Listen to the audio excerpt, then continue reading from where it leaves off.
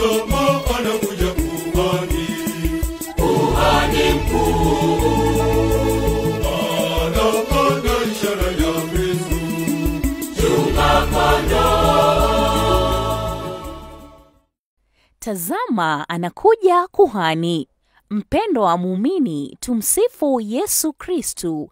Milele amina. Kelele za shangwe pamoja na baraka zitajaa kwenye jimbo Katoliki la Bungoma Jumamosi tarehe 19 mwezi huu wa Februari. Itakuwa ni sherehe za kutakaswa na kusimikwa kwa Mhashamu Mark Kadima kuwa askofu wa 3 wa jimbo hilo. Adhimisho hilo litafanyika kwenye uwanja wa shule ya upili ya Maria Mtakatifu au kipenda St. Mary's High School kwenye eneo la Kibabii. Ibada ya misa takatifu itaanza saa 3:30 asubuhi.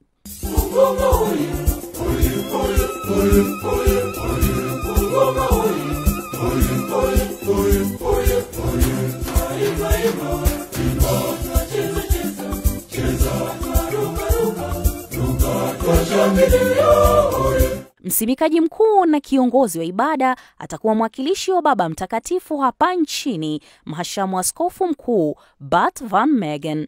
Mapokezi na makaribisho ya askofu mteule kwenye ardhi ya jimbo la Bungoma yatafanyika Ijumaa tarehe 18 mwezi huu saa 4 asubuhi, yakifuatiwa na sala ya jioni baadaye saa 10 alasiri.